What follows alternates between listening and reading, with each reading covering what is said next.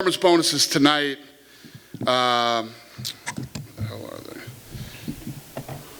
Al Hassan, Mirchart, obviously Giga, and this other one here. Yeah, Sabatini, yeah. Those guys all won 50,000. Huh? Yeah, Al Hassan, yeah. So I also felt like the fight of the night, you know, should have gone to Ricky and Brady. So I'm going to kick them some money too. It was a great fight, split decision, and give them a check too. This is going to be 50,000, but it'll be good. They won't be disappointed.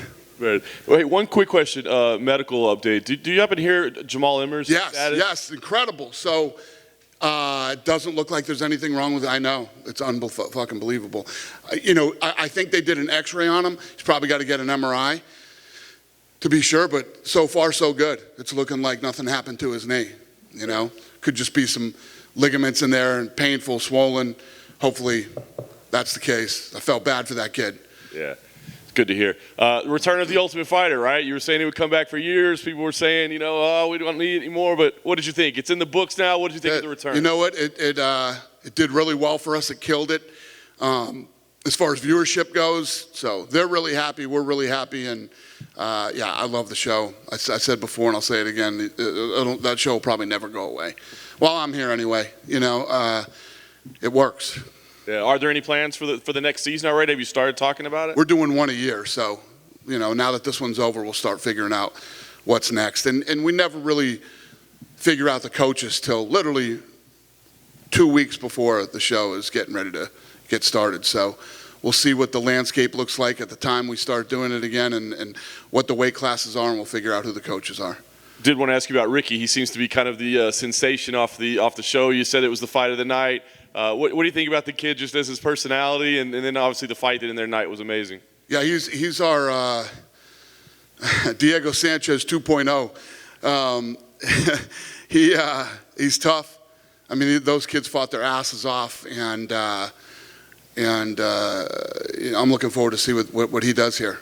And I was going to ask you about Brady as well, because as you said, I think everybody thought it was the fight of the night. I know he's a young guy, but do you think you'd bring him in as well, or let him? Yeah, no, I think that I think he really proved himself tonight. Yes, you know, when we get in that matchmaking meeting on Tuesday, I will push the boys to give him another shot. It was a great fight. Very nice. And then, of course, the main event tonight, two of the best strikers in the world go at it. Giga is now 7-0 in the UFC. Just can you talk about, you know, what you see in Giga? So badass. I was so excited for this fight, and I've been geeking out ever since, you know, it got over. So that was some high-level shit that we saw tonight between those two. And, you know, I knew on paper that this thing had the potential to be, you know, what it was. Yeah. He had a great idea. He said, hey, look, I'd like to be a backup for the title fight. If not, I'd like Max Holloway. Do you like him being a backup for the title fight or him fighting Max Holloway? I don't know. I don't know. We'll again, I don't think about that type of stuff the night of. I love the fact that he said it. I love the fact that he wants to do it. You know, we'll see where you guys determine he ends up in the rankings, and yeah, I don't know. We'll figure that out. Nice. Last thing for me, I did want to ask: Are you a Tyron Woodley fan tomorrow night? You know, this Jake Paul keeps mentioning your name. He says he's going to knock you out if he runs across you in Vegas. So are you tuning in and cheering for Tyron tomorrow? It actually makes sense. I'm 52 years old. I'm in the age bracket of guys he fights. So yeah, I could see him wanting to fight me. It's all he fights are 50-year-olds. Kev? I was going to let you finish there. Wait, when you look at the difference between Barboza and Chikadze, what stood out to you is I said to John during the fight that it seemed like both guys were throwing a lot of kicks, but Giga was throwing hands more than Edson was. Yeah, I think he was just getting off quicker than Edson was. I think Edson hurt him to the body one time, and I think Edson hurt him with a leg kick one time too, a calf kick, shin kick, whatever, wherever that landed, it looked like it hurt him, and it looked like he hurt him to the body. So, I mean, those two were, like I said, that was some high-level shit. I mean, if you are an MMA reporter, blogger, whatever you are, and you weren't here tonight, you're nuts. You're absolutely fucking batshit nuts. to be able to see a fight like we got to see tonight is one of those rare and special moments in sports, yeah. I know Max Holloway takes a lot of pride in being called the best boxer, the best striker in MMA. Giga, call it. I know you're going to think about what is next for him. But just when you think about a potential Holloway versus Giga fight, would that be maybe the two best strikers in the sport, in your opinion? Yeah. And listen, there's a lot of guys in that weight class that should excite us all about Giga fighting. Go ahead. One over here. Daniel Rodriguez, every time we see him, the kid has something new. He looked really good in the takedown defense against Kevin Lee, who had some troubles after the first round. What do you see for him? And we're talking about how marketable that kid is, especially in Los Angeles. When the world opens up again, that could be a great card to have him actually be present on. Yeah, I love guys like him. Absolute savage, takes that fight on 2 weeks' notice against Kevin Lee. He did get to take it down the first round, but then successfully defended himself, a few other times. You got to remember, he didn't have anywhere near a training camp for that fight. So to come in and do what he did against Kevin is very impressive. But yeah, I'm with you that he should definitely really start working on that takedown defense now in that wrestling, because he's been dying to break into the top 15. Again, we will see if he did it with his performance tonight on just 2 weeks' notice. Just a follow-up on the Jake Paul comment. When you have a somewhat professional fighter threatening to assault a 50-something-year-old man who is not a fighter, do you have paperwork for that? Or are there attorneys that need to have conversations now? Or how do you respond to that? Let me tell you what. Get in line. There's plenty of people that would like to assault me. Get in line. It's a long fucking line, buddy. You're going to be waiting for a while.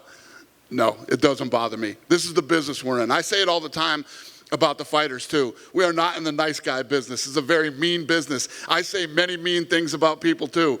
And it's just part of this game. It's all good. On the flip side of that Daniel Rodriguez fight, we had Kevin Lee. I think a lot of people were wondering how he was going to look at this division. What do you do with Kevin Lee now? He tried to make the move to this division, and it didn't seem to work out so well for him. Yeah, no, that's a good question. Again, that's a thing that we will get together on Tuesday and talk about and figure out what's next for him. Here or not here. And then another one that we love to see, but he was upset with the way that the judges, but Sam Alvey was, I don't know how you scored it. I didn't think he should be so upset about how the decision was, but he was purely irate. But this is another guy that we love seeing him, but he's another guy that's now, I think, five losses in a row. Yeah. Or something. So he's one of those guys that is so tough and so durable and always fights his ass off and shows up and will take on anybody, anywhere. We love guys like that. We love guys that actually show up to fight. It's easy to get here and you get to a point where maybe you've lost 3 in a row, right? And this is your 4th fight after 3 losses.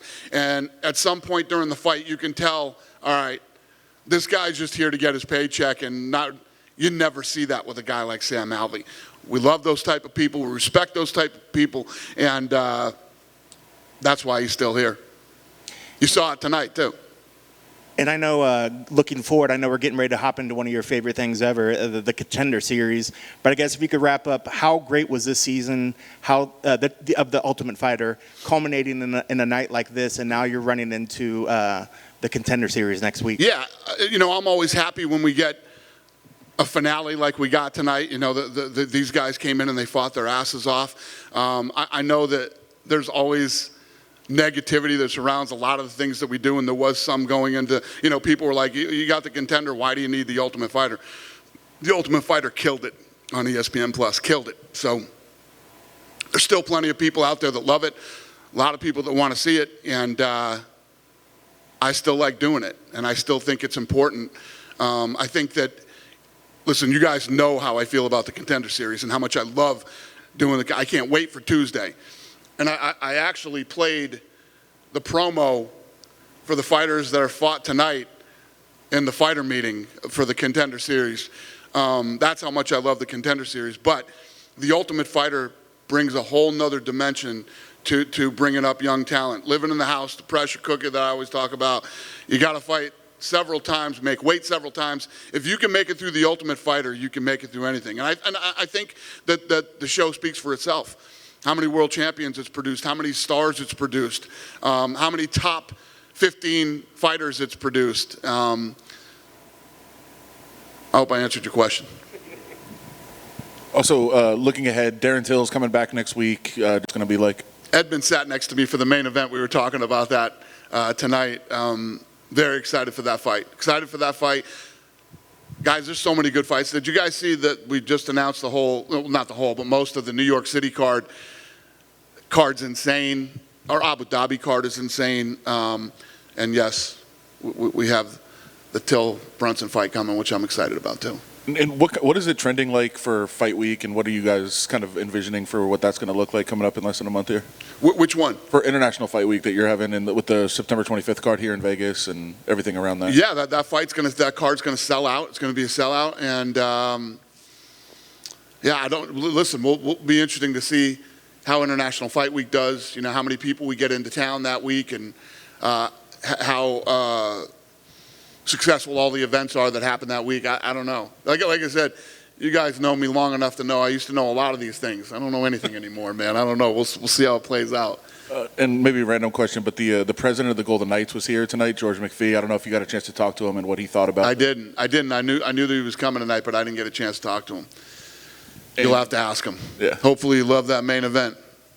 And last thing is, do you plan on going to the Raiders opener against the Ravens? Yes, I will be there. I have a box, so I'll be in my box. Hey, Dana, just to follow up on one thing, is New York solid, or is there any part with the vaccine stuff that could change it? Because I know here on that night is Canelo Alvarez fight at T-Mobile, so it would seem to mean if you had to move it out of New York that Vegas wouldn't be an option. Yeah. Again, normally I would have answers to these things 2 years ago. Who knows? I mean, they have assured us that we'll be good to go, but we'll see. We'll see how it plays out.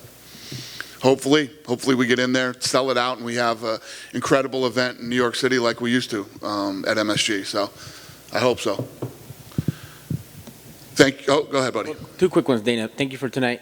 Thank you. Yes, sir. Circling back to the MSG, I know I'm with it, but what was the thought process, or how did you guys come to the conclusion of having the two title rematches with Rose and? I just think that's the way it played out. Obviously, listen, every Saturday I want to put on the best fights that I can possibly put on. But when you go to a building like MSG, you know, and it's our first time back in a couple of years, you want to deliver and you want to come in with a bang, and you want New Yorkers and anybody in the area around New York, from Boston, New Hampshire, Vermont, Maine, New Jersey, and the list goes on, to say, Philly, you know, we're going to New York for this event. Excellent. I know Rose has gone there and won, so she'll be happy. Yeah, no, that's. I mean, the main event was one of the greatest fights you'll ever see. The co-main event was one of the most shocking, and I think it's the fight that everybody wants to see again. And then you go right down the line of the fights that are on the card. Every fight on there could be a main event on a fight night. So it's a badass card. And you mentioned not knowing exactly, so I won't press you, but with the mechanics of the Hall of Fame induction, whether you have fans or not, that's moving forward. Yeah, no, the Hall of Fame, there'll be fans. That thing's at Park MGM, and I just went to Bruno Mars there last night. That place was jam-packed madness. So, yes, we will have fans there. Excellent. Thank you. All right. Good? Thanks, guys. Have a great weekend.